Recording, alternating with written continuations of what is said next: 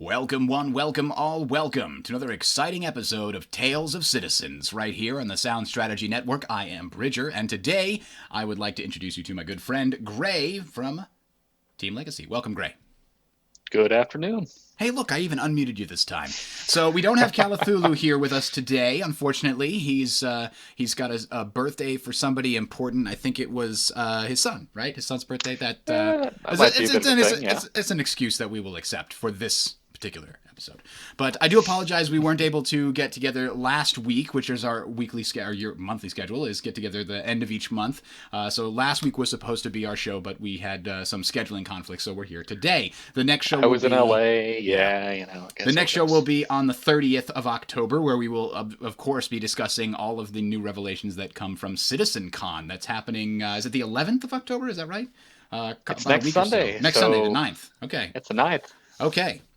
So that is coming up very soon, but for today, we're going to be talking about some of the recent revelations in the various Around the Verse episodes and other things. Gamer Nexus had a very, very good rundown, which kind of came out around the same time as our last show.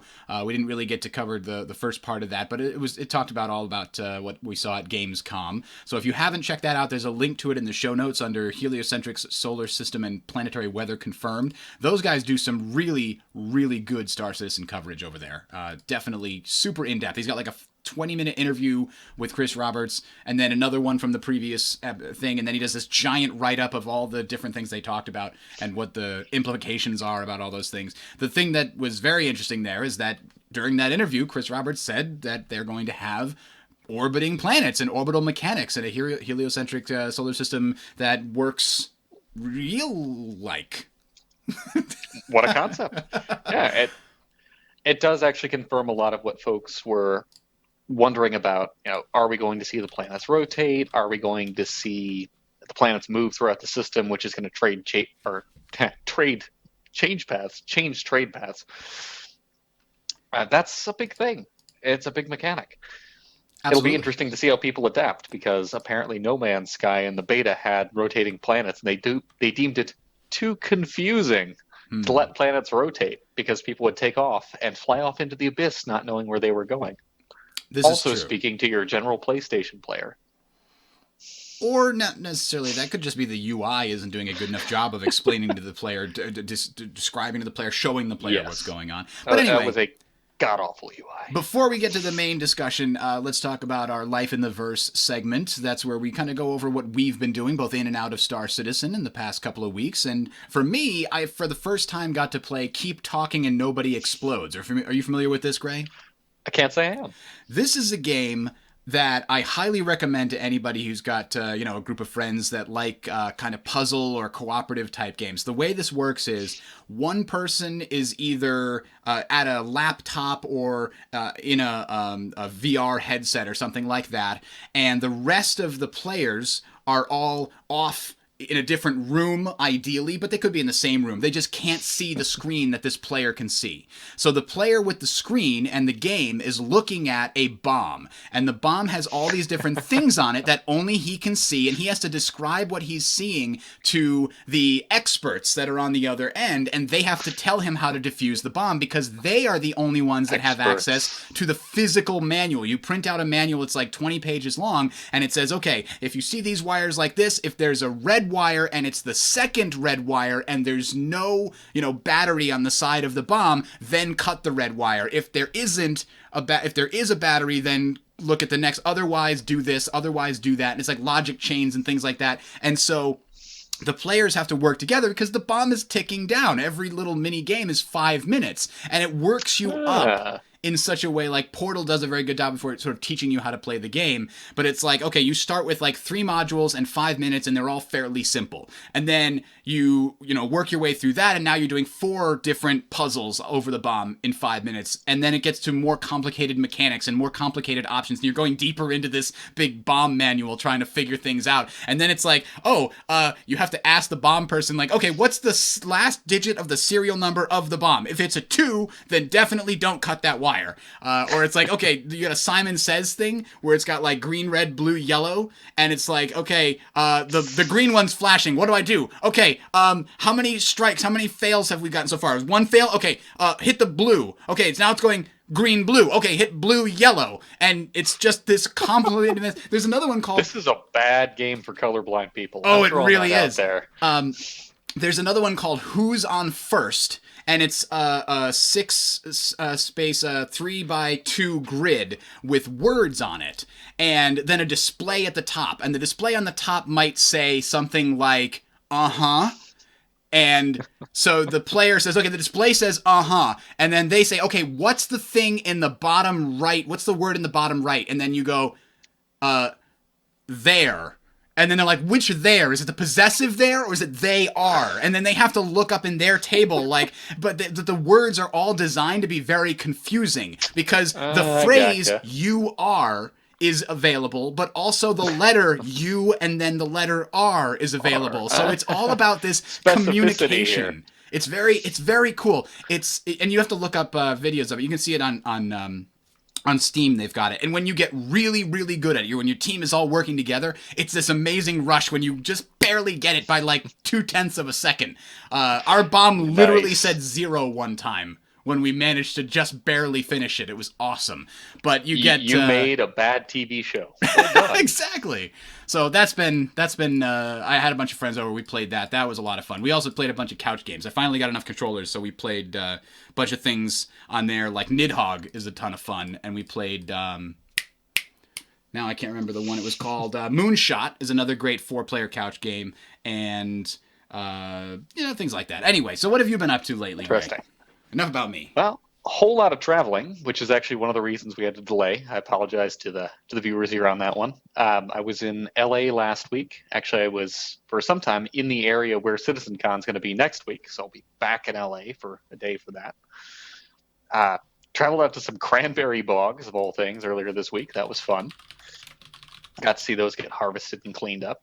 Big shout out to the folks at Starvation Alley. They make a really good product. Outside of that, Fractured Space actually came out.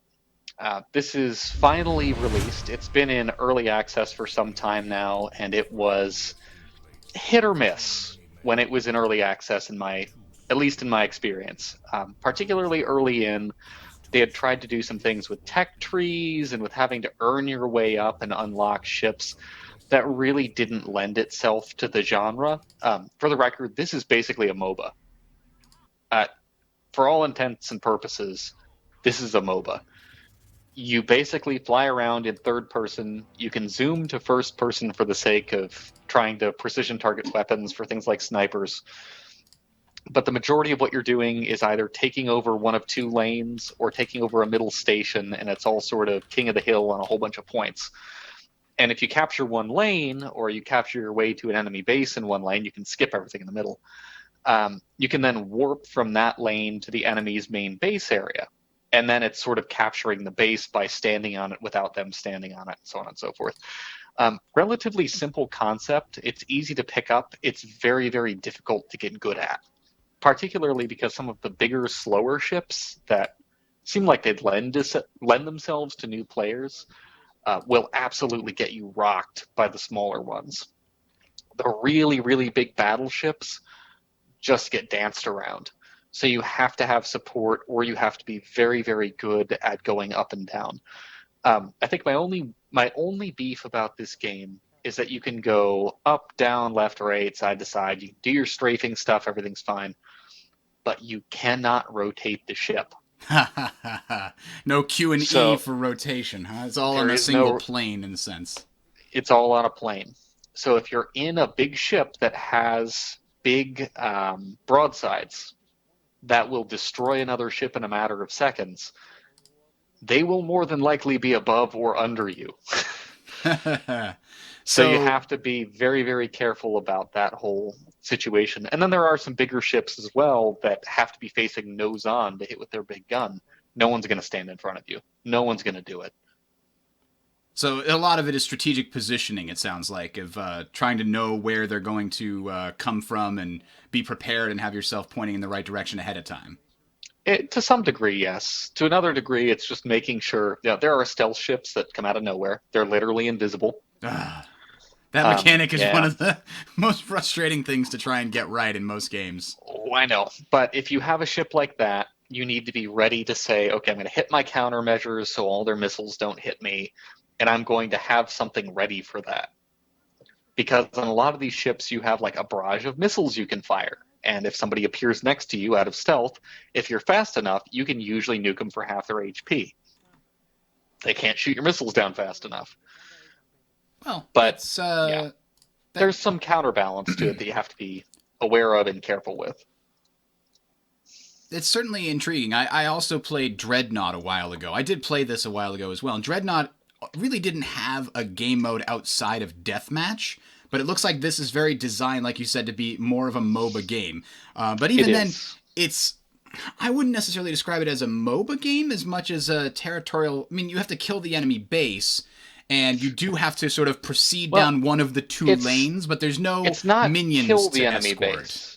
No? You do have to kill like turret power batteries to keep the enemy's base from just smoking the enemy base. That's right. But yeah, you have to stand in this giant capture sphere, which is basically the main mechanic in this game, is standing inside a capture sphere. The only customization you do in the rounds themselves is every level you get an upgrade. And the only way you can upgrade is standing in a home base or standing in an outpost. That's what makes it like a MOBA. You sort of level up over the course of the game. Now I remember. You do. But you don't automatically get that strength until you go back to one of those bases. So yeah, it's sort of a push your luck. Do you stay out while you've got your advantage and you made your kill? Or do you kind of hold off instead of going in forward so that you can try and get your upgraded abilities? I do remember that being very interesting. And at level 3, level 6, and level 9, you get the ability to hit either B, N, or M. And that either upgrades your offense, your defense, or your utility. And the utility changes things like your capture rate and your ability to use special skills. Your defense just outright lowers the damage you take. I think it might improve your turn rate or something like that. And then offense, you just blow the crap out of people. That's the whole point. Can I talk about something that really grinds my gears for the moment? I was looking for like gameplay videos so I could show people what this game looked like while you were talking about it. All of their marketing videos completely let me down. It was just come on, non-gameplay, like cinematic views of like, look how cool our spaceships are. Like that you never see that view anywhere in the game. They always eliminate all the UI so you can't see what the game actually plays like. And I'm just, And the fact is their UI is pretty good. Yeah. And the gameplay actually looks cooler than their cinematic shots, so I don't know what they're doing. Those cinematic shots tell me nothing about the game. I feel like those cater to the kind of player who is brand new to games and just buys games or looks at games based on how pretty they are. But that's like, even somebody who's been playing games for like 2 years is going to want to know what you actually do in this game. Look like? Right. Yeah. They just show us pretty ships. For all I know, that could be an X3 style game where you're like trading and you're doing stuff on a strategic scale, for all I know. They need to show you blowing people up because that's the entire point of this game. Right, I don't even realize it's a third-person view. Is it a first-person view? Are you doing isometric? Is this like Sins of a Solar Empire? But I don't know that, and you can't see it from the game, from the videos. It's frustrating. Anyway. Wow. And even more so, they should show in some of these previews that there are in fact support ships and someone should play one of them in every game. Mm-hmm. Because seriously, playing games with no support is hell. Yeah. I've been playing Overwatch recently, and I understand that. Yep. Yeah, or when you just have a single person playing as Anna, it's not enough. It's just not enough, people. PSA. Unless you have a Reinhardt in the game, in which case it's enough. You're right. You're right. Then that combo is enough to make up for anything. All right, so let's move on. Let's move on to our main discussion topics here. So for the Spectrum Watch, as I mentioned earlier, definitely check out that Gamer Nexus article. There's a link in the show notes. You can find the show notes on the main Tales of Citizens site, which is talesofshow.com. You'll have a link to the show notes at the top of the screen there in those menus. You can also find them in the YouTube video in the description if you're watching this on YouTube right now. So the heliocentric solar system, they also mentioned weather on planets is going to be in the game, and it's going to be dynamic, and it's going to affect things. And based on how detailed everything else is in this game, I'm expecting like the cockpit to have like, you can see the rain coming down and rolling off your window and everything. It's just going to be amazing. And seeing where I live here, My entire decision on where I'm going to base my hangar is going to be on the place that the rain is happening the most. If there is a planet where it is raining 24/7, I will have a hangar there, and that hangar will be full of all of my pretty And things. it will be called Cascadia. Maybe a little. The planet, maybe, no. All right. So, anyway, lots of really cool information there. I can only recommend that you check out the link and go to thegamernexus.net and check that out. But next up on the list, I did want to talk about something that's been that's people have seen probably the video where they showed the stabilization camera, and I didn't realize how big of a deal this was until the most recent. Huge deal. Yeah, this is, I believe, the most recent Around the Verse, right? It's 3.8. It's from 2 weeks ago, where they talk about how sort of the consequences of some of the decisions that they've made. One of which was we're going to make sure the first person and third person animations are the same, and this video tells you why no other game company really does that. It's way harder than it sounds. I mean, there are companies that do it. Let's be fair. This is not the first game that does joint things like that. But what they chose to do, what we're seeing right now is the camera attached to head wobbling around. That was their initial idea was, hey, we'll attach the camera to the head. We'll just have it be 1-to-1 and we'll see what happens. And what happened is motion sickness. Yeah, that's for sure. It's interesting to see this process because, again, one of the reasons this is so cool is you don't get to see this. This is not part of the development that you just get to watch in most cases. In any cases, I can recall, actually. So this whole idea with like the chicken head in this Around the Verse. That's a really cool. Like, I haven't even realized what he was talking about. Is like, so that what we just saw is like if you strapped a GoPro to somebody's head, that's what you would see. But then the brain does all this processing to make your sort of illusion of the world as you're traveling through it silky smooth, 24 FPS. No. If So, if you've ever watched combat footage, and I don't recommend this to anybody, particularly if you have a weak stomach, but there's lots of places in the world where people are out killing each other with GoPros attached to their heads. Mm-hmm.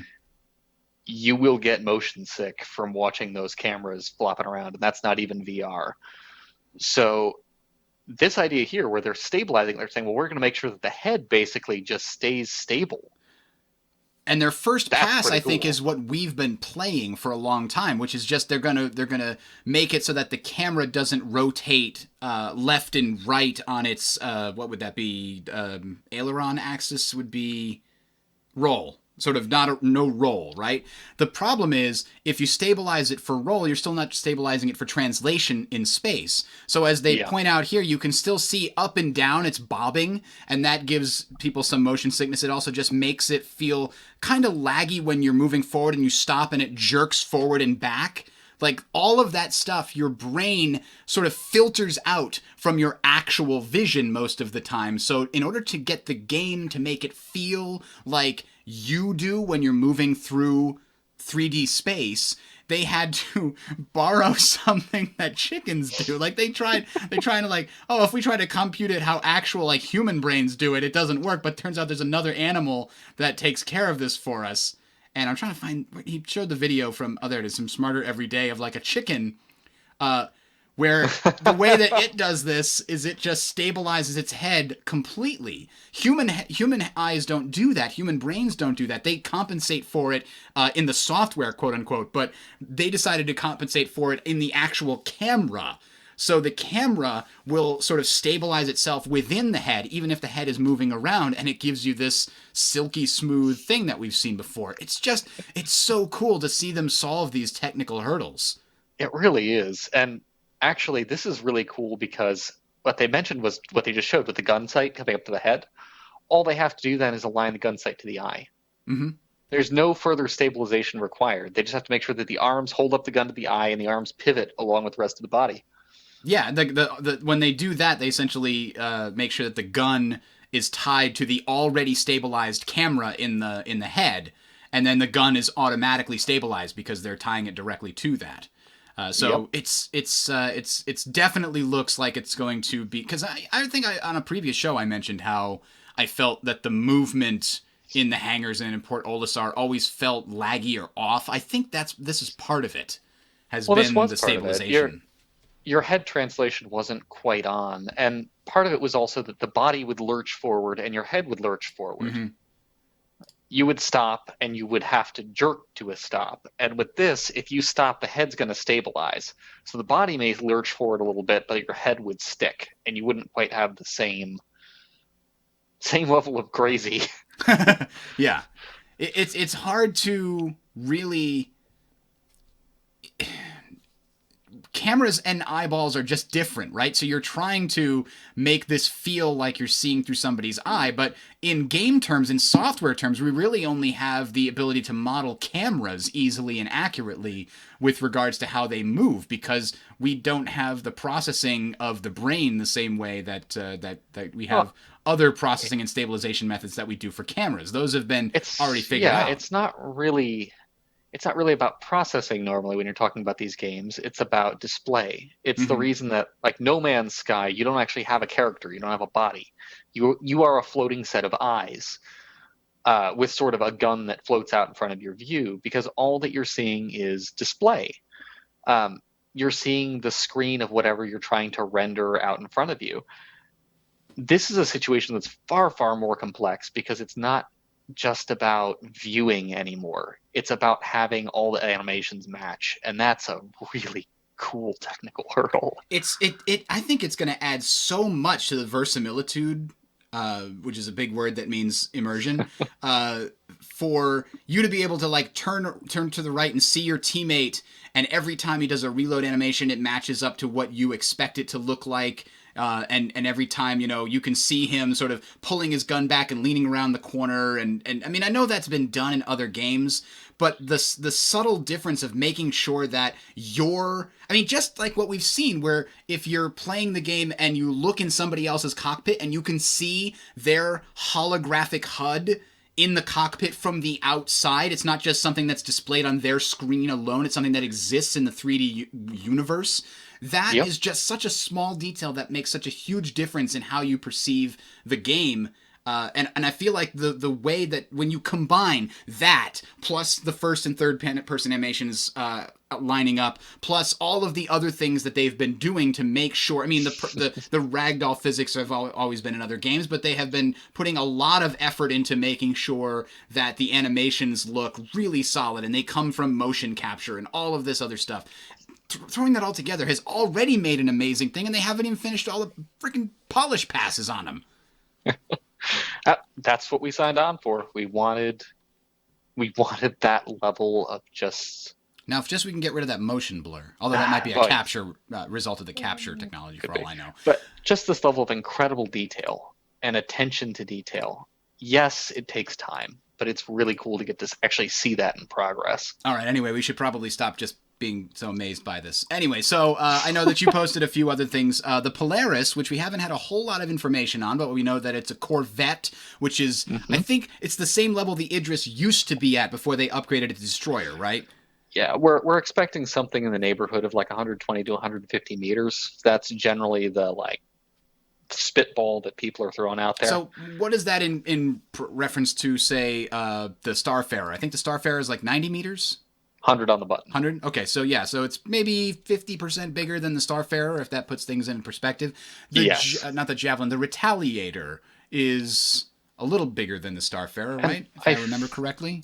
The Retaliator is not quite a... It's not quite a... Retaliator's not 100 meters. Really? It's smaller than the Starfarer? No. Retaliator's smaller. I guess I got my wires crossed there. So, okay, so probably the Starfarer is the biggest thing people have seen in-game that they can compare to it then. At this point, yes. Aside from the flyover we got from the Idris at the 2.0 demo last year. Retaliator Bomber, let's see here. Where's our specs? We are 71 meters on that thing. On the Retaliator? Oh, interesting. On the Retaliator. It's not as big as the Starfarer, not even close. Fair enough. But the idea would be that this thing should be bigger than an 890 jump. I think they've said it should be capable of holding a fighter, maybe? We'll see. Well, I mean, if the Constellation can hold a fighter, even if it's a snub-nosed fighter, but you're talking about the I think they mean Corvette a is going to be Hornet. able to be like a Hornet or Or a Gladius I or mean, something. the original Idris was supposed to hold two fighters, if I remember correctly, and That's they actually had to one of wind the up making reasons it the Idris bigger. got so big. Yeah. Yeah. All right, so But if they yeah, have a single back bay, who knows? so we're gonna see some more about that at CitizenCon for sure. Probably be able to purchase it in a sort of what do they call it? A pre concept sale. Concept sale. Maybe. Okay. No, We'll see. you think? Okay. I So think they'll probably do something, but I don't know how many. so what is this about German article? We talked about this on last week's show, Right. if I recall correctly, or was it a couple So weeks yeah, ago? last month's Or last show, month? Bleh. we actually were following a German article that was talking about Squadron 42 and was talking about release dates. Chris Roberts was quoted in that as saying that Squadron 42 was on track to actually release this year, or it was pseudo quoted. It wasn't a direct quote. It turns out that that German publication actually did walk back on that. They said that they misquoted him. It was actually that the assets are prepared to be done this year. Hmm. They're doing initial playthroughs. They apparently have all the stuff locked in that they need locked in to start polishing the game, but it will not be released this year. So we have absolute confirmation from CR that the assets will be completely done this year and are largely completely done. But the actual game will not see a release until 2017. That's too bad. But I mean, that's It been is. one we haven't seen. I mean, we've seen some small pieces of, like we saw the catastrophic damage thing that was almost certainly due to Squadron 42, and we saw the the Idris in the walkthrough a couple of weeks ago. Sorry, a couple of weeks ago, a couple of months ago, maybe back in early this year. But we have not had a lot of real solid, like, this is how it's going to be, like, you're going to have this mission and No. here's your interface, like, and that's fine. I'm totally okay with that because it's a single player game. It's going to have a story. There shouldn't be a whole lot of knowledge ahead of time about how exactly it's going to work.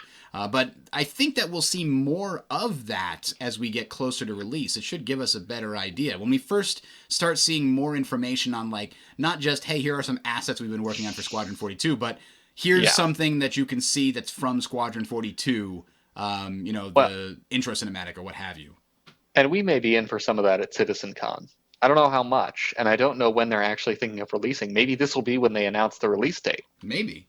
I expect something like But March or April of next year, probably, for like the beta version of the first several missions, maybe half dozen or whatever. that could be nice. I'm wondering if their big holdback right now is figuring out the FPS content. Yeah, I mean, that sounds like that's further along now than it used to be since they're releasing Star Marine. So Sure as heck looks it bodes like it, well, but- especially with the vision stabilization. I feel like that had a lot to do with making the FPS feel a lot better too. All right, Yeah, so absolutely. we'll certainly keep up to date on that, but let's talk about the sort of big discussions that have been happening over the last few weeks. Ooh, man. Boy, when I decided to go and look over the last month of content, the Reddit was exploded with this. The concern threads were off the charts. And this is something that only came out in the last week or so. I think this was the most recent Around the Verse. They were talking about the speed changes in essentially reverting back to 0.8 level of Arena Commander speeds. If you recall that earlier on in Arena Commander, for those of you that didn't play, we had much slower speeds than we do right now, and they basically doubled them at some point, or in the same time that they added the boost mechanic, if I'm not mistaken, and it very much changed how the game played. And now they're talking about, they don't like the way it's playing now, and they're going to try to have it again. And a lot of people said, we already tried that, it didn't work. But the boost mechanic and the afterburner mechanic as we have them in place now was not in place during 0.8. So there's certainly could be something to be said for it being different now. The missiles work differently now. They don't just go through shields. We've had a lot of changes now. What's your take on this? Is it going to solve the problems they're trying to solve? It'll create new problems. Okay. I mean, to be blunt, we're talking about a flight model problem. When we were looking at the initial stuff, where basically the intuitive thing to do was to circle strafe. And if you've seen Whitesnake over on the subreddit, he is absolutely aghast at people saying that the only thing you can do is circle strafe, because that basically says you're going to die. Um, if they want to make the game feel less prone to the circle strafe thing, less prone to people blowing through each other at a combined 1,500 meters per second, of differential velocity What's there. known as jousting, when they're both going directly Yeah. towards each other, and then they'll try to fire at each other without crashing into each other, most of the time unsuccessfully, and then they turn around and do it again until somebody's shield fails. That's not the most strategic and interesting way to play. If they really, really want to change that, then what they're really going to have to change is how comfortable people are turning during their fighting, and how intuitive it is to get your guns on somebody during a fight. And right now, it feels like the only real, shall we say, newbie option is to kind of turret or circle strafe. Those folks have a lot of learning to do, obviously. This game's learning curve is incredibly steep. The difference between a high-end pilot and a brand new pilot is extraordinary. That's all well and good, but if everybody's first sort of taste of Star Citizen is they can't effectively do anything without doing a sort of boring circle strafe or whatever, or just turreting. If they're looking to change the way that the game plays, if they're looking to avoid that, which I agree isn't a bad idea for people to feel like they can avoid that, then they need to find a way to incentivize people continuing to move and continuing to turn without it turning into just circle strafe land. I wonder if there's something to be said to... I mean, right now it doesn't quite feel like... I mean, as we all know, the sort of inspiration for the combat in Star Citizen is World War II dogfighting, right? That is a sort of very skill-based, very exciting, very tense and interesting and strategic and tactical and whatever you want to call it, sort of feel. And anybody who's played War Thunder or World of Warplanes or anything like that, or any of other much better flight simulators, knows how interesting and fun and strategic and skill-based and the dozens and dozens of different kinds of maneuvers, like a split S and a this and a that. That all having been said, you're not in an atmosphere in most of the time in Star Citizen. Your ships are going to move much differently than a plane does. The reason that World War II dogfighting can be so interesting is because the planes can't stop. They have to keep going forward in order to maintain lift. And there's also a literal high ground. Yes. If you are above somebody, you have more energy. You have the ability to do more with that energy in the way of your maneuvering. That's not the case in Star Citizen. In Star Citizen, your energy is how quickly you're currently moving in the direction that you want to be moving, and someone can just come to a complete stop and go the other direction. Right. Or you could reverse and just shoot at them while you're flying backwards if you wanted to. It's true. And that kind of freedom is theoretically adds a lot of possible strategy space or game space where you could develop strategies or tactics or counter tactics about how to deal with somebody who is trying to do it this way or that way. But look over at the Legacy instructional series. Absolutely. And Vin, that's some incredible stuff. I think what Vin / Whitesnake puts together for that shows that there is a huge amount of depth, and that turreting is not the be-all, end-all, and that circle strafing is not the other be-all, end-all. But, if it feels like that, if it takes you a dozen hours before you can really get to grips on what the best way to not circle strafe is, then you're going to leave a lot of potential players in the dust. They're just going to get in, they're going to be like, this is boring, all I do is spin in a circle, and sometimes I win, sometimes I lose, but it's not what I wanted, and then they might be tempted to just leave, or demand a refund, or what have you. So there's a concept in game design, and I think I sort of learned about this from Extra Credits, which is a fantastic YouTube channel for anybody You're that's talking interested about in the game Noob design. Tube again, aren't you? I am talking about the Noob Tube. There's a reason that you have things in games that people call cheesy or stupid, And the example that Extra Credits gives is the Noob Tube. In Call of Duty, one of the Call of Duties, there was a grenade launcher underslung on one of the main weapons that you could get at the very beginning before you unlocked everything. And it was fairly easy to kill people with. But it was not the best thing to kill people with, but it allowed new players to pick up something and have an easy time with it. Its actual output compared to what you input was fairly high. However, the skill ceiling and the benefit you get from other weapons could be a lot higher. So the skilled players wouldn't use the Noob Tube because there were ways to avoid it, ways to get around it, and it would not kill things as fast as other players could with a higher skill ceiling weapon. But at least it's there to allow new players to feel like they're getting a hang of the game, and then they can progress from that to something else. They can be effective, if not, but then limited, right? So if we have a ship in the game that moved more like a plane, more intuitively as people would expect it to, having played other dogfighters, maybe that's a way. It would have a skill ceiling cap that is much lower than all the other ships, but it would at least allow players to get in the feel of constantly moving. You could even say, this particular ship has a special engine that you can't turn off. Your throttle has to be at least 50%. That would be an interesting way to sell it. We have Whitesnake here in chat, and actually a large part of what he's saying here is true. What Chris Roberts has been saying is he doesn't like encounters which are largely beyond visual range. Yeah, when they're more than 1,000 meters away, basically. He wants people to stick to each other a little bit more. Mm-hmm. If you're just kind of firing at pips, if that's the entirety of the combat for you is firing at pips, which is, I've gone on this crusade before, all that lead pips are is firing at a HUD element and seeing if they hit. You're not really playing a game that's set up for dogfighting. You're playing a game where you're set up for fire at the square and see what happens. The whole thing with lag pips, where you had to actually mouse over the hull of the ship that you're looking at, that feels closer to me solely because you have to be able to see the enemy ship to understand where your pips are lining up.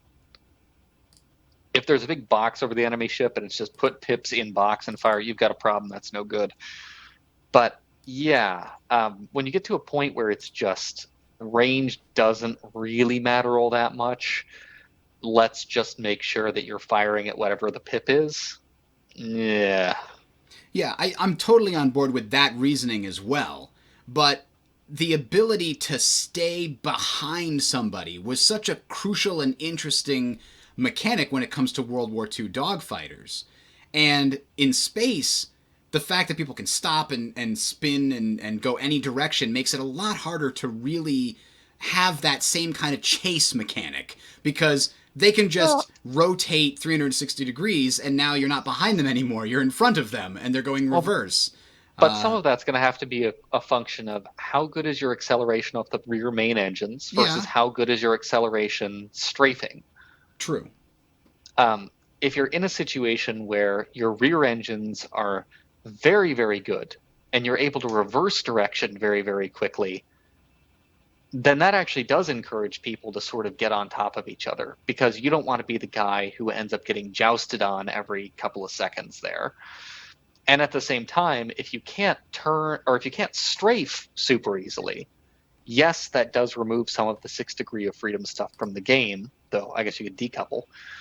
But at the same time, if you can't effectively strafe all the time, you're going to have a much harder time circle strafing. Yeah, I could definitely see that. Yes. So yeah, I wonder if making the acceleration on the main thrusters, like doubling that in comparison to the way that the current maneuvering thrusters work, that could be an interesting test. It would be interesting to see. Now, you still have the problem there with you're still going to have people at as far a range as they can possibly get just firing at indicators rather than firing at the ship. Yeah. Well, we certainly need to. I mean, there's a lot of people that are already proclaiming that this is awful and it will never be good without having played it, which is probably a disingenuous stance. We've got Whitesnake here saying, yeah, lowering rotation rates is a potential thing, but there's also ideas like afterburner improvements, directional speed caps rather than universal speed caps in coupled mode. That way you could go diagonally faster than you could go like straight, hypothetically. Yeah. There are some interesting possibilities, and honestly, this feels like a situation where the Evocati need to be involved. And I think they're getting access to it sometime in the near future, if I remember correctly from around the verse there. This feels like our brave avocados need to dive in with a bunch of really, really effed up flight models, and sort of go from there. Oh, Whitesnake is saying no. He actually means only going max speed forward, so you go forward more often. It's not a bad idea. Right, so you would never be able to achieve maximum speed going left or right. I mean, that hits upon something that other people... I mean, there was a concern thread I saw where people are like, this is stupid, why is there even a speed cap? And, I mean, the people that are asking to remove the speed cap entirely, A, don't understand how programming works. You can't have infinite speed, because the game just won't know how to interpret that. But aside from that, from a gameplay perspective, it would open up a huge... You wouldn't have any dogfighting anymore. If you just opened up and said acceleration is everything and there's no such thing as a speed cap, then people would just be flying by each other at fractions of the speed of light instead of actually having a dogfight. And that's, we're getting back into that whole idea of, is speed the problem in a lot of cases? It might be. It might be that we're actually going too fast right now with the current flight model. Maybe changing the flight model so, people can't go sideways as quickly. Circle strafing is actually much less effective. To go back to sort of fractured space, you can't go as quickly side to side or backwards as you can forward. That's a big thing. Yeah. People don't sit there reversing in their giant ship because they're going to go really effing slow. And you know what? It encourages you not to reverse. Yeah, definitely. All right, so why don't we move on to... We'll certainly see how those speed changes I'm interested to see it. Yeah. We'll probably see those in 2.6, did they say? If I'm not mistaken? After the Evocati have their run at it. So the other big thing that people have been talking about since the 3.9 around the verse was the new scanner mechanic, which I heard people describing it as a golf swing mechanic, which is hearkening back to the old days of like when you played golf games on either an arcade or a Genesis or a SNES. They would just have a little line, like a bar, and it would move across, and you would need to wait for the right moment and then press the button right. So it's basically a timing game for all intents and purposes. And I thought people were like comparing it to that, but it's self-described here. The you can see it right here. Active scan is now like, oh, you got to hit it when it gets to that blue thing. The people in this video, in the Around the Verse, actually called it a golf swing mechanic, and it's kind of not very impressive as far as a scanning mechanic goes. If that's all there is to it, it's just this sort of monotonous timing thing that you'll get down eventually. What is your sort of ideal concept for like a scanning thing? Not necessarily fully fleshed out, but like what would you want to have to do from a strategic or tactical point of view, or what decisions do you want to make? I guess part of the question is, what is scanning going to be used for exactly? Fair enough. Is this just an identifier that we're seeing here? I guess that's a good question. They didn't really go into it, but I assume it's going to be used for all different points in the game, because you're going to have situations where you're trying to scan an enemy that might be trying to stealth. You're going to have situations where you're trying to scan for resources in an asteroid belt, trying to scan for jump points or salvage or, all kinds of different things, right? So it's got to be a fairly versatile mechanic to make it work. The trick of it's going to be, if you're talking about having really basic things require a scan, like let's identify the guy in the suit of armor standing in front of me. I want to find out who this is based on their ID tag in their suit. Or you're in the Connie, and you're trying to scan a pirate coming or anything like that. Cargo You scanners. just want to try. Yeah, you just want to try to get an idea of who this person is or what this ship is. Having a really basic mechanic makes some degree of sense. Now, see that I could say it's Captain Faraway there. That's pretty straightforward. You've just identified what that ship is by whatever their unique identifier is, and your character is doing some sort of space magic while you're hitting your golf swing. Which, by the way, makes me feel really happy that I played Mario Golf all those years ago, and I played the hell out of it. But when you start talking about situations where it's like, oh, I'm going to scan an asteroid for resources, I don't see the golf swing working. No. And I think they've even described how you're going to scan for resources in the big mining article a while ago. You're right. So I guess they're going to have more than one scanning thing. The question is, if this is just used as you described to find out who Captain Faraway, or that ship is piloted by Captain Faraway, why even bother with that? Why not just have a timed thing where you have to keep your scanners pointed in the right direction for long enough? It seems weird. Because this is forcing you to actually do something. So let's say that somebody doesn't want to be detected. They're flying around in a pirate ship. Their goal is not to get found out, whoever they are.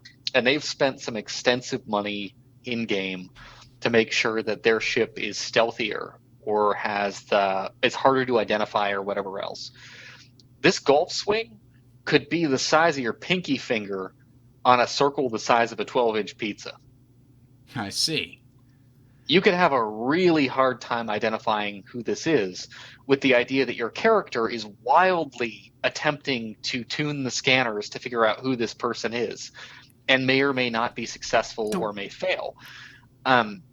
This actually gives them the ability to say there is some degree of skill that comes into play identifying another player who does not want to be identified. If that ends up being the case, it gives players who are, for example, in a Cutlass or a Caterpillar, actually extra motivation not to stand in front of you. If your scanners are pointing in one direction, or you're going after a specific ship that you know has a certain set of like forward sensors or whatever else, don't get in that direction. Continue to make sure that you're flying evasively, and maybe that person won't be able to scan you because the scanners aren't lined up. Fair enough. So it'll be able to say, okay, I'm chasing a Cutlass. You're locked onto a Cutlass because your targeting computers can say, this is a large mass of metal flying around. But finding out who that mass of metal is should be difficult based on how difficult that ship is making it. I feel like just getting the information from, I think it's much more interesting to talk about the question of scanning with regards to knowing that trying to find the existence of something rather than the identification of something. But the way that I think they could do that, like you're talking about somebody who's trying to be super stealthy, right? So they've got a ship that has a special hull that bounces radar, absorbs radar, and then they've got a very low thermal exhaust. They've got specialty engines that have low thermal exhaust. They're a little weaker than others, but they're very low thermal exhaust. And visually, it's all black, so it's hard to see against the blackness of space and all of this stuff. Yeah. So how do you make that type of scanning in a game interesting? Because that's where I see a lot of this concept being applied, is you're sending out active pings, and a lot of it makes me think of like submarine type games and submarine things where you're trying to see what is out there. You don't have visuals in a sub, just like if you're looking for a bounty that's somewhere in this asteroid belt, somewhere in this solar system, you can't visually identify them because they're not within 10 clicks of you. If you're talking about targeting computers, like trying to get a lock on, hey, there's a mass or there's a ship out there, that's where the paint comes in. That's where you've got the situation where this ship either is absorbing your radar to a large degree or it's not. And if you're in an asteroid field, your radar should include all of those asteroids that are also absorbing your radar and so on and so forth. Right. And if you have a system that's automatically trying to filter out background noise, in this case, the asteroids, and that ship has a smaller identification signature than an asteroid, you won't see it because it got filtered out. Gotcha. I think the whole targeting set computer thing actually really should be automated. It's just a question of if you have a cone of radar, some idea that what is that? Well, you've got active radar that's very narrowly focused, because that seems to be a possibility. They keep talking about focused radar or focused detection. In those situations, the mini game is, where am I pointing this tiny little thing in this angle? Right. You've got a small cone in front of you, and you have to decide where to, or you can make it a wider cone, right? That's kind of how EVE Online less does powerful it. code. Yeah, so you can go in one tiny sliver of a direction, or very wide, but the very wide gives you less distance, and that all makes sense. And of course, the concept of active versus passive is something they've talked about in the past, where it kind of feels a lot like a submarine game. Shadow Spear in the Twitch chat points out, in Reverse the Verse, they talked about the golf swing mechanic being something only available in single-seat fighters, and it's a very simplified mechanic because you've got a very simplified suite of tools in those kind of things. If you have anything that has like a Rio position, a secondary position in it, like a Freelancer, or doesn't the Super Hornet has a Rio position in it? It does. Theoretically, you could put a more robust and expensive and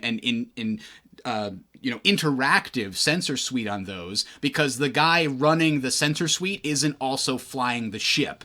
So he doesn't have to worry about holding the joystick and keeping track of all that stuff. He can use all of his attention on the mechanics. And here's how I could think that could be. A lot of people pointed to a video about a game called Limit Theory, which I don't know too much about, but I remember seeing this a while ago as an example of how you do a scanner really well. And this was their sort of 2.0 version of their kind of scanner. And of course, he's got like a sort of a graph on the bottom of the screen that has the frequencies that he's getting back from his scanner. And depending upon where he points it, different frequencies are stronger or weaker. That's likely what we're going to see for mining, or something like that. Something like that. But I could see this being used in a sort of searching mechanic too. And what this made me think of was submarine games. I don't know if you've ever played any of these submarine games from back in the day, like Fast Attack. And one of the things that you had to do in these submarine games is you had to physically go in the well, not physically, but you had to have your character look in the periscope and then look at the silhouette of a ship and try to figure out what it is. Because you didn't know just what it is. The game didn't tell you, oh, that's a Romanian transporter, that's a Netherlands, transporter, this is a German battleship. You had to physically look. And if you I looked up some things here so you can see some of these old school things where you had these charts and you would have to compare what you were looking at visually. You open up like a little book within the game and it would show you these charts of ships and like, this is probably a transport, it's only got one smokestack, so it's probably this kind or what have you. And it would be this sort of mini game, and it kind of reminded me of this. Like, if you could have these scanners, if you're trying to hunt down a bounty, and the scanning, like the what you get back in terms of thermal and radar signatures when you're pinging the entire system with these, I don't know, tachyons or whatever they wind up pinging, you could say, oh, I can tell this is definitely this power plant, it's this engine, but you can tell that because you're comparing the frequencies or whatever you're getting on these graphs. You're getting these spectrum analysis, whatever you want to call it. You get something that's unique. And then if the further away you are, maybe the more noise there is, or the stronger that your scanning suite is, the more obvious it is, the less noise there is, the easier it is. So you're kind of looking at these and going, and then after a while, if you get really good at this, you won't need to constantly reference either you have like a printout in front of you, a physical like graph, like, oh, when it's got a dip here and a spike there and a spike there, that's a regular Hornet with no adjustments, right? That's what that is. You start talking about the big scanner ships, you're likely to see very complex mechanics like this to make that work. And then you start thinking about that guy from Hunt for Red October that was able to like say, oh, that was a whale, that was this, that was that, just by listening to it, right? That's the kind of person you can have that specializes. They wind up memorizing this whole book of various possibilities and then when they come up with a new ship or new power plants that come out, this guy has to go back to class and memorize what the new frequencies are. Like, the time that it takes to figure out if that's a space whale or if that's a Hornet or if it's a Ghost Hornet, like, that could be a really interesting set of mechanics for hunting things down. I just I'm excited about that. I hope that we see something like that. it's definitely a good system to see possible. I think the golf swing, again, it'll be good for an easy single identifier kind of thing, but outside of that, I don't see it working. And as long as they limit it and say, hey, like what Shadow Spear here is talking about, as long as golf swing is just a real simplistic, small scale kind of thing, I think it has an actual good place in the game. Yeah, like you're like exactly like even if you could upgrade the golf swing on a single seat fighter to a more robust sensor suite, if that's like just the simplest version of them and it gets you the simplest rawest data that you can get, that makes a lot of sense, and I don't mind it at that point. And I think a lot of people are, like they usually do, have nothing else to talk about, so they're going, complete apeshit over a mechanic that's half finished and they have no full information on what the rest of it's going to be. But, it's not bad to share a concern about that when people are, on the forums declaring the downfall of the game because of this unfinished mechanic they just saw a small clip about. It's probably a little too early to describe. But anyways, any final thoughts on the scanner/radar mechanic? Eager to see more. Absolutely. So we got some new missile racks. I saw that in 3.9. What effect do you think? I mean, what's the major impact that this is going to have on people for people who haven't seen it? Major impact. I like that. Yeah. I see what you did there. So, in effect, this is going to let people finally say, hey, my 300i can currently hold 4 size 2 missiles or whatever it is. I'd really like just to have a couple of big torpedoes to go handle a constellation. You can do that.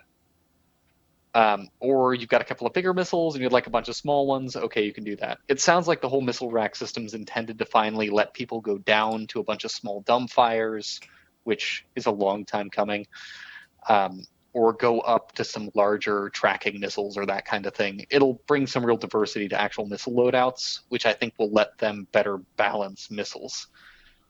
Yes, Sal Wolf, we can say nice rack now. So you mentioned dumbfires, and actually that makes me think with the speed changes, it's going to make dumbfires more possible, right? Because if everything's flying by super fast, there's no way to really predict and fire your dumbfire They're already properly. pretty possible. Let's be fair. Okay. Those things can already hit like a truck. The thing is, the only ship that really fires dumbfires is the Mustang Delta. That comes with them by default? Yep. That would do it. And that's sort of where they're going again with the whole problem with like ship-specific missile racks. Now, having 4 dumbfire missiles on a 350R, it's not really going to do a whole lot for you. You might as well have 4 missiles that track. But if you can start talking about, hey, I've got 8 dumbfires or I've got 16 dumbfires, all of a sudden that starts to look like a real trade-off to make instead of saying 4 dumbfires versus 4 missiles that can track somebody. I mean, when I think dumbfire's use in a kind of a space game, what I think is Star Conflict. If you remember, that had a very interesting sort of thing with dumbfires being, different from tracking in terms of harder to land, but a little bit more powerful, and the speed at which you moved in those was a little slower than now. Yeah. Very slight proximity. So that kind of, I definitely could see that being a very cool mechanic. Anyway, so let's move. Go ahead. Yeah. I think, though, when we start talking about balance, we start talking about flight model, we do need to make sure that we keep an eye on, at least here, we should keep an eye on what's going on with the missiles. Mm-hmm. Because the two are pretty intimately tied to each other now. If dumbfires become too powerful, I think it's easy enough to reduce their explosion radius damage output. I think they need to be, because they're not guided, in order to make them, valuable, they need to do more damage, I guess, is the idea. If you don't have to put guidance packages in there, then you can just stick more explosives, right, is the main argument. But just to make it balanced from a mechanic point of view and a game design point of view, the tweaks that you have to that, though, if they become too powerful, is you lower the explosion radius that does a lot of damage, and you also lower the detection radius so that you have to be more accurate with them. So if lowering the speed makes it too easy to hit, cap and everything else. Yeah. So there's certainly some levers that can be played with to deal with that, how that impacts things. So let's talk about the concern of the week. This is certainly one of the less robust concerns, in my opinion. But somebody, if you recall, we talked about the Gamer Nexus interview with Chris Roberts, and they saw that, and it says Chris Roberts in there speaks about how right now they're working on the core pieces of the gameplay being where you're trying to trade something somewhere, like move something somewhere, shoot down somebody moving something somewhere, or shoot the people that are trying to shoot the people that are moving something somewhere. Right? That's what Alpha 3.0 is. It's going to have trading, it's going to have pirates, and it's going to have bounty hunters protecting the traders and trying to kill the pirates. Like, that's the core things that they're trying to make sure 3.0 has, for all intents and purposes.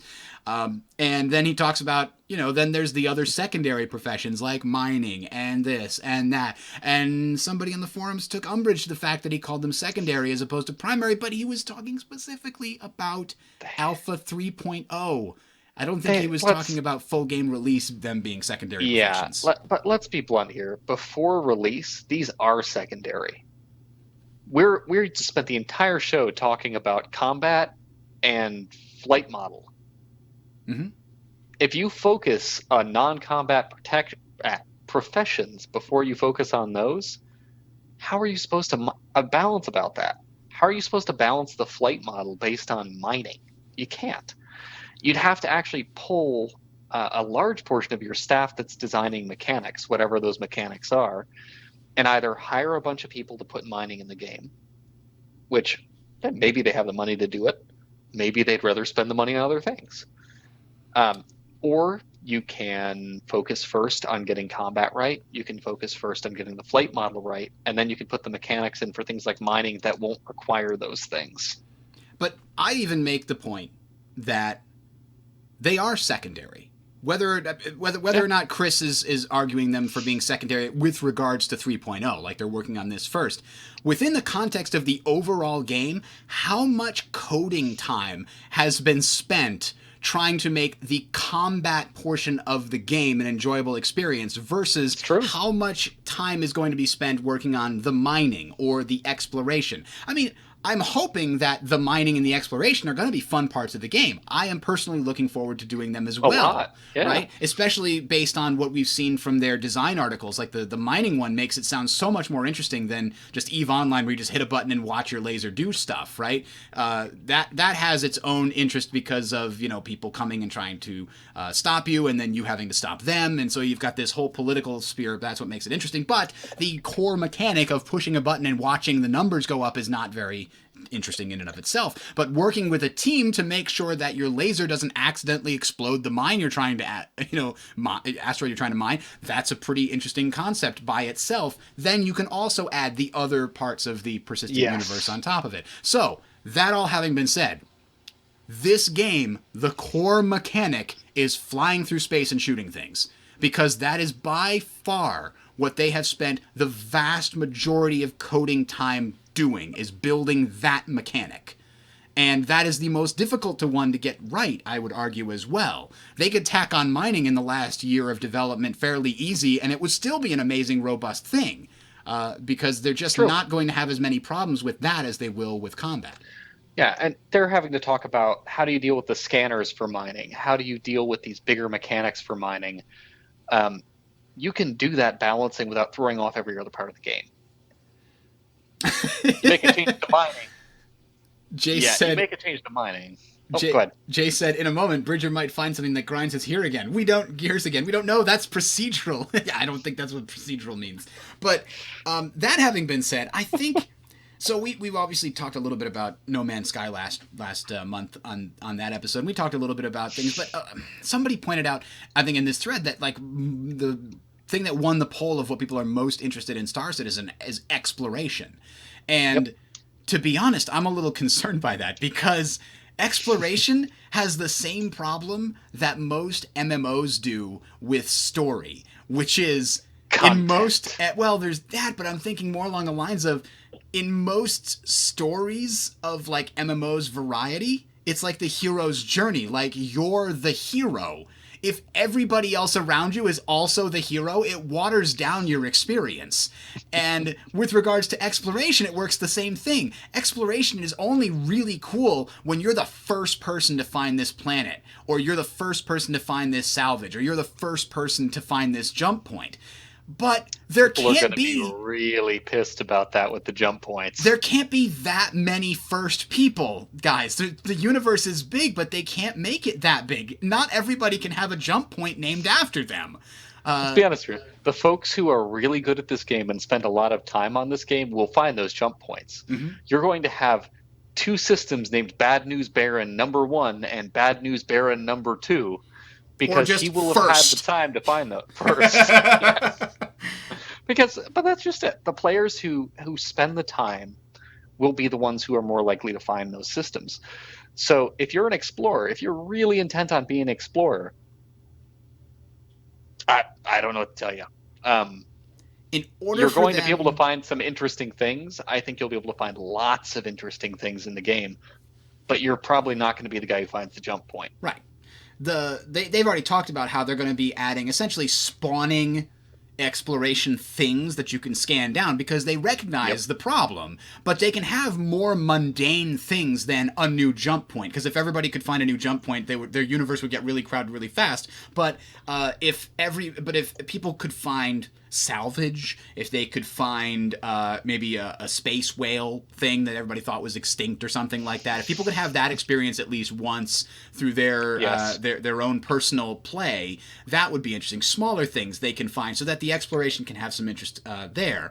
And now that they have procedural planets, you could have exploration of planets and have your own thing. Like you find a tribe of pre-sentience or something, or not pre-sentience, but say technology, Bronze Age people, or you find a pre-sentient apes using tools equivalent on a planet somewhere.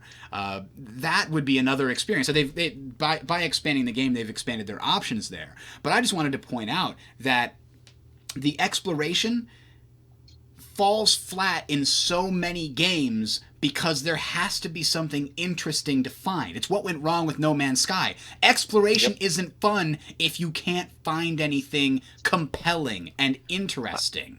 And the developers have to continue putting things in. Yes, otherwise you're going to run out. No Man's Sky, the entire content is, we're just going to procedurally generate these things, and if you happen to find a cool resource planet, good for you. But that is not... You got to do better than that. What I expected was handcrafted experiences built on a procedural generation. And that's kind of what Star Citizen is promised. But basically, I expect they're going to have like a team of 3 or 4 people working full-time building new exploration experiences in order for them to A, be robust enough to be interesting, and B, have enough of them in the game that over time people are going to still find something new to discover. Jock is saying, I'm still waiting for them to announce an alien isolation-like event. Oh, man, I only get to play at night. Come on. Don't make that happen. But, I mean, there's so many interesting events that could happen, but they take a long time to put in the game. It's the problem that you have with, like, raiding in World of Warcraft type things. They spend months and months building this whole raid dungeon, and then the Uber Guild XXX 9932XXX manages to, like, clear the thing in 2 days, and they're like, what the hell? There's nothing else to do. It took us months to make that. What the hell? Why did you try to finish it so fast? That's the problem. If we're talking about a situation where they can make planets very quickly, big planets, with all sorts of interesting things on those planets, full-sized planets, maybe we're going to be looking at a game where they can open up a new system. They can have a couple of jump points ready to go at any given point where they're saying, okay, this will go this way, this will go this way. And you have generic system A and you have generic system B. And you figure that someone will probably find generic system A within a week or two. Or generic system B within a week or two. But if each of those has 7, 8 planets, and those planets are now a free-for-all PvP zone, and they all have several dozen, if not maybe 100 or more specialty interesting things to find on them. Exactly.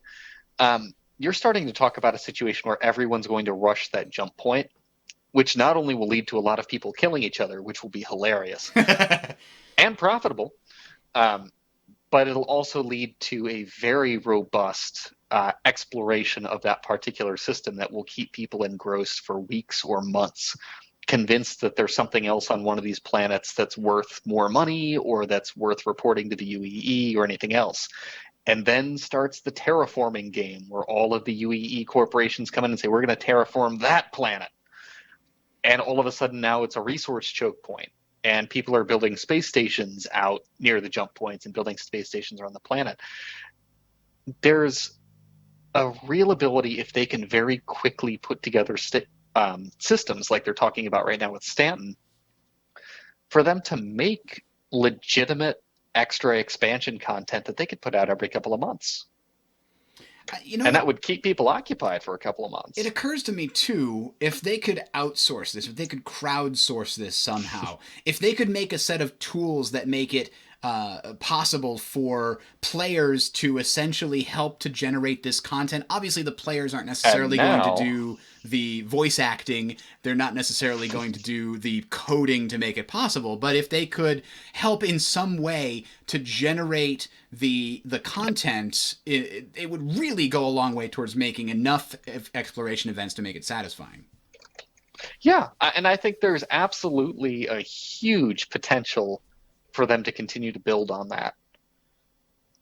There's just so much content that they could very, very quickly build and put out and keep people moving on. Well, so yeah, but the stuff that they can quickly do, like, oh, we'll just scatter, new species around on this planet. That's not nearly, I mean, yeah, you don't need new species. You need to start talking about, like, crashed ships or resource deposits, or if it's the stuff from Hades, all those crazy... What I'm thinking is there needs to be, like, an event chain.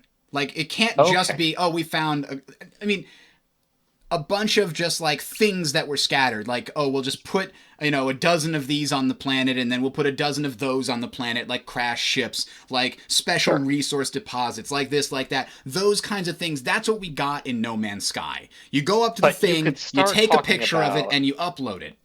Those are fine. But you could start talking about, you're not saying, like, oh, let's go find mining. I'm talking about, hey, we open up a new system off of Nyx. Let's say that. Mm-hmm. So in and of itself, getting to it's going to be fun and interesting. But you start getting into the system and you have, let's say, there's a Vanduul clan that patrols through there. Or there's some Banu group that doesn't want to talk about being there that's there. They have the ability to quickly introduce enemies and quickly introduce risks in these systems. So they're not just barren. And they're not just, No Man's Sky, hey, let's go trade with the nearest space station kind of things.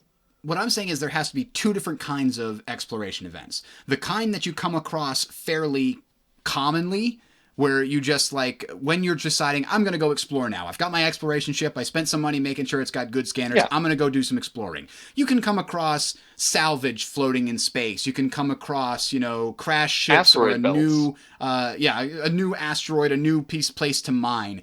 Even a jump point is kind of by itself just a, hey, take a picture of this thing, log its coordinates, and sell it. Essentially, I know there's more to it, but essentially, you got to navigate. But what I'm talking about is, you find a crash ship, you land next to it, you go and investigate, and there's a whole more to it than just, hey, I found a crash ship, there's some loot, and then I leave. Like, you open up the log, you find a guy who's like, you see, not necessarily, it could be a video with the motion capture guy, like you see a little thing, and he's like, talking into the thing, like, ship's log. I don't know how much power I'm going to have left. You find his body over here, and then you can reconstruct what happened to that ship and where, and then it essentially acts as like sort of a treasure hunt. Now you got some more information, and he said that he left it near a waterfall on the other side of the planet that was facing the sun at this period, and you can try to, not necessarily that complex, but you get the idea. Something that leads you on a journey that finds the ultimate treasure. It's not just, I spotted this, I've got the loot, I leave. Those are great. It can't be that. It can't really be you spot and you leave. You have to have those more complex, more dramatic moments sprinkled. If you can have one of those dramatic moments every hour, it's going to be an enjoyable time. Now, you also have to have just hundreds of thousands of the take a picture and leave options. Mm-hmm. Because when you start talking about a terrapin or a ship that's trying to do nothing but scanning, they're not trying to pick anything up. They're not trying to kill people. They're not trying to do anything particularly exciting. They're just trying to scan. you have to make sure that there's enough asteroid fields, there's enough just crashed ship with nothing there, that when you find something special, it matters. Hmm. But the rest of the stuff exists as a currency, effectively, as a resource. And even though it's fairly easy to generate the non-event type exploration things like we've been talking about, you still have to have enough variety that it doesn't just get boring to see, oh, yep, it's that ship that Yes. I've seen 60 times already. Like you talked about, there has to be hundreds of thousands of these. You're absolutely Yeah. right.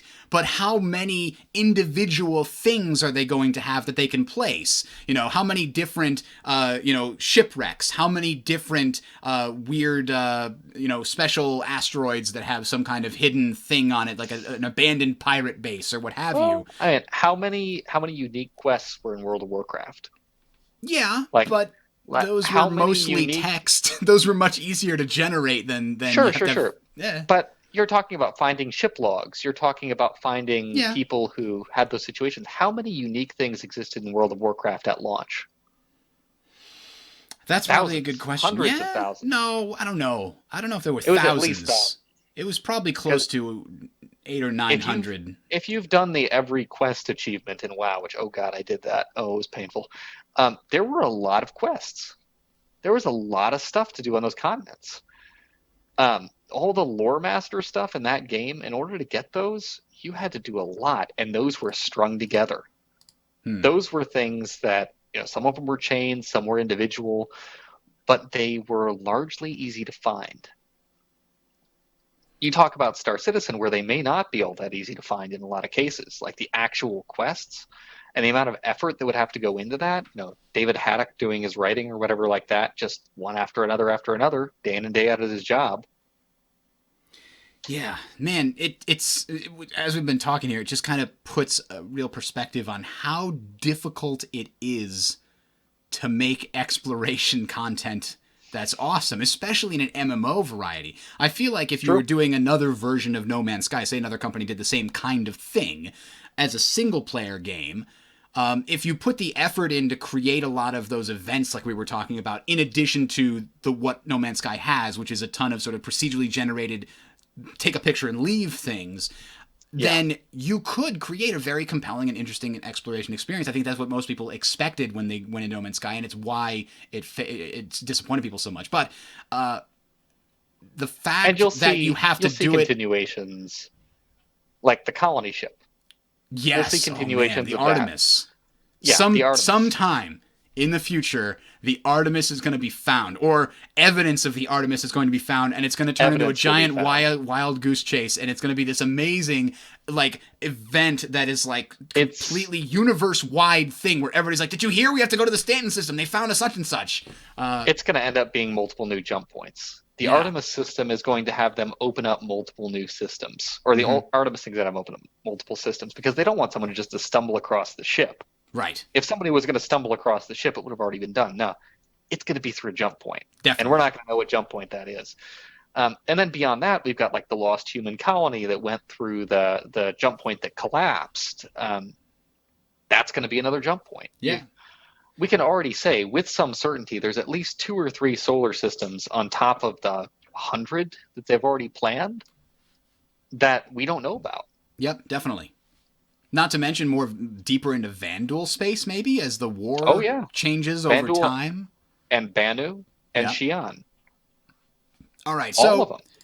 anyway, we went like longer on this concern of the week that was supposed to be a throwaway 5-minute discussion than I think we did on the Yeah. rest of the show. There- But that there is what is- happens. There's that one more happens. thing here. The subreddit decided to block Evocati leaks. What's that all about? So, for those of you who haven't been watching the subreddit, this is worth knowing, and it's worth not being the dude who gets banned for it.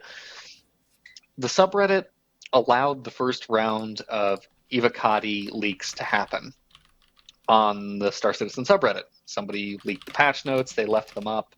They said that they are not a mouthpiece for CIG, absolutely true, so that they were not going to take them down. Since then, there's been a pretty lengthy discussion.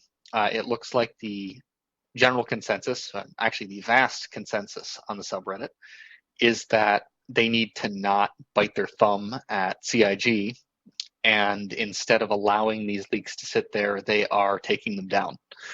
So if you stumble across Evocati leaks or Evocati content, which is supposed to be under an NDA, don't go post them on the subreddit. You're just going to get your ass banned. It's not a good choice.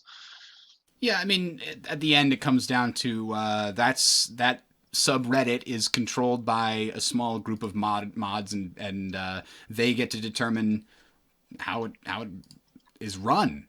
So you can disagree with it all you want, but from what we can tell, I mean, they're obviously not. There's nothing CIG can do to the subreddit. They can't say, Reddit, get rid of that subreddit. Like, that's never the actual admins of the site have never actually acquiesced to any requests like that in the past. So it was a decision to say that they wanted to keep in good relations with CIG and to keep the Evocati program from imploding. Because the thought is, if people keep leaking the patch notes and they keep getting a broad audience, CIG will just get rid of the Evocati program. Yep. And that's something that we don't want to see when it comes down to not at all. All right, so with that, I guess we'll call it a night. We'll see you guys again. What did we say? The 30th of October. 30th? Yeah, it should be the 30th. Day before Halloween. So that'll be interesting. As long as no other scheduling conflicts arise. But thank you guys for tuning in. If you have any questions or suggestions for future topics, send them to feedback@talesofshow.com. The show notes are also available at talesofshow.com. I am Bridger, signing off. Thank you for joining me, Gray.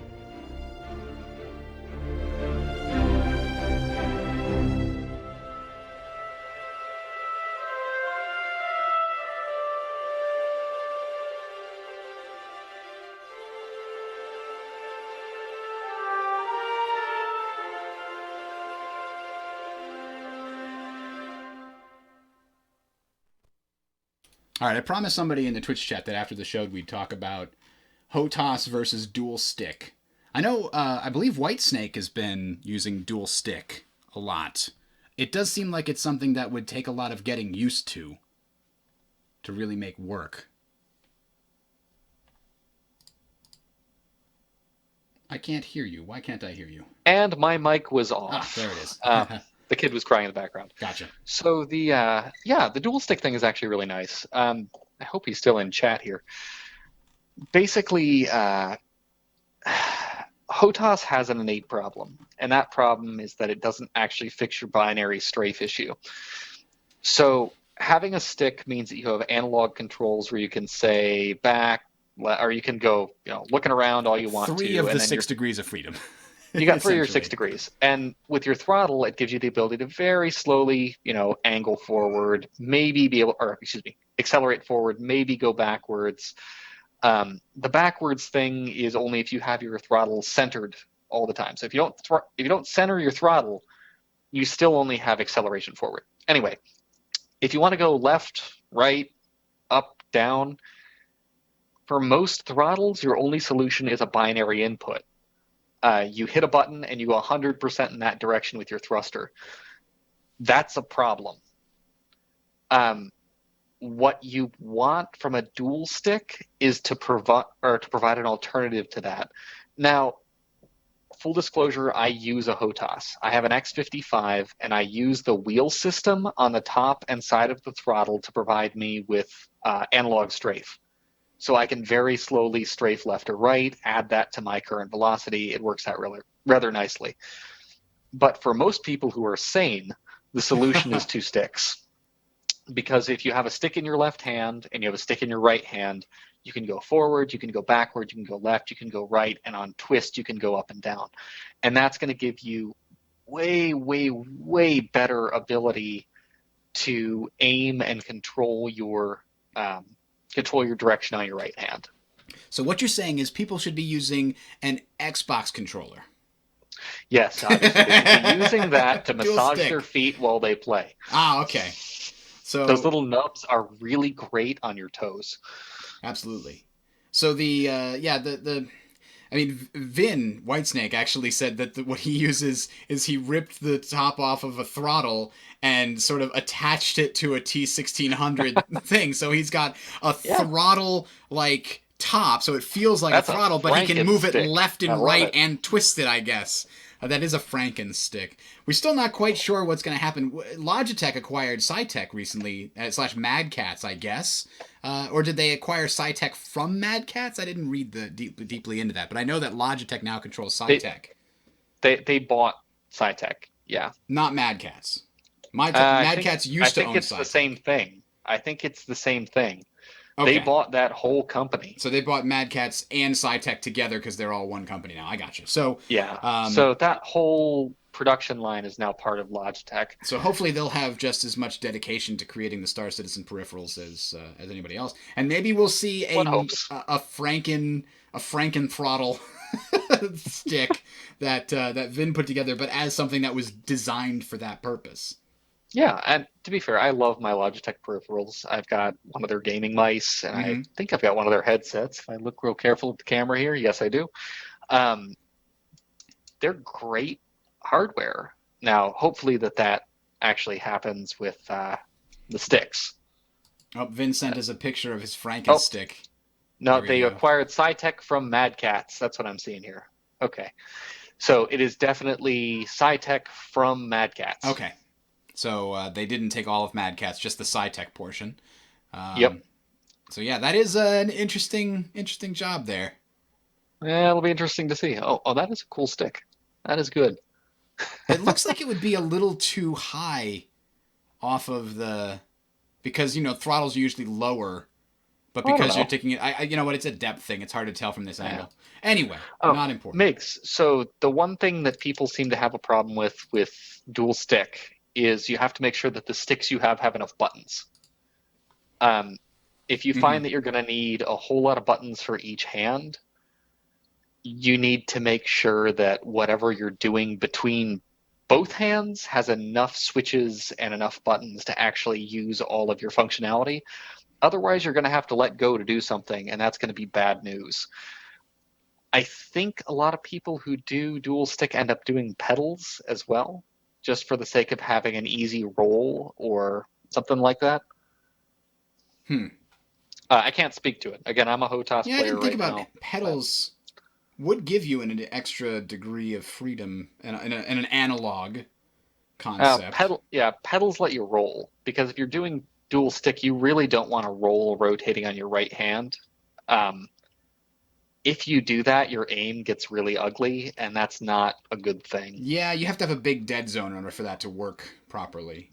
Even then, it's not good news. Oh wow, hey, there's more duct tape Franken throttle. That's good. I like it. I like it a lot. But yeah, analog thumb. There you go. So that's not a bad thing either. Little analog thumbstick means easier use of that. Yeah, I think an analog thumbstick like that, like just a normal thing you'd have on a controller, like a joystick, would be a better thing to have than a trackball. If you recall, they were potentially putting trackballs on the official Star Citizen peripherals, and I feel like a thumbstick would be better in terms of giving you like your translation, like your up, down, left, right, would be much better on a thumbstick to get the analog control than it would on a trackball. I think the only reason the trackball would be there is so you could use the interface at the same time without having to put your joystick down and pick up your mouse, right? Yeah, that's all I can think of. The only thing I'd want to use it for is UI, but there's no way in hell I'd want to use that for actually flying. I saw that on the lower end stick, and that was just it. There was no way I was buying it. I wonder if you'd have like a haptic feedback touchpad the way that the Steam controller is. I wonder how that would work for the purposes of like aiming your mouse-like aiming with your gimbaled weapons. If you wanted mouse-like aiming, you need to be using a mouse. Fair enough. All right. Actually, so what Tech is saying here with the scroll wheels on the X50 series, they're actually really nice for strafe. The one that's up on top of the stick. Hey, look, it's Kelly. Where? On the screen bridger. Scroll wheel thing that's up on top of this X55 has a center point. This is actually really nice on your pointer while you're holding the thing to use for strafing left and right. It gives me analog strafe control really, really efficiently with the right curve. It And then doesn't have down a here, spring back to center, right? You just can feel the center when you get there. that's exactly it. So when I'm trying to consistently strafe left, I can actually set this like so and forget it and continue to work. Or I can play around with it and wildly adjust my strafe.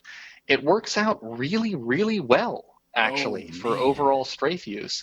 Now, it requires you to be constantly holding the thing like this. So I'm playing basically controlling with my whole hand. Let's see if I can get over to the camera. My whole hand, and then I'm gripping both of these things doing that too. Um, and then if I'm in an emergency situation, I move my thumb down and I have my binary inputs. So, oh, Ah. hey, I need to immediately strafe left, bam. And now That's I'm important strafing because the left. time it takes you to spin that wheel could be a problem.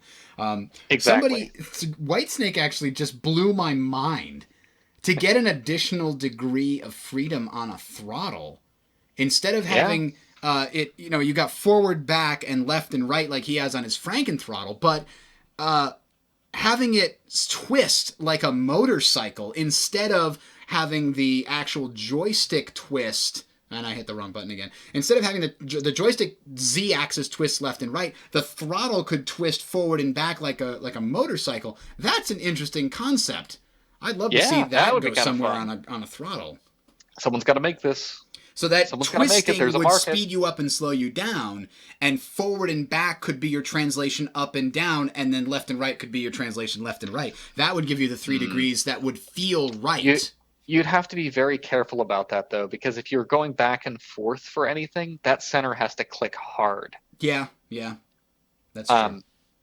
Because if you're twisting forward, you're innately pushing forward as well. Yep.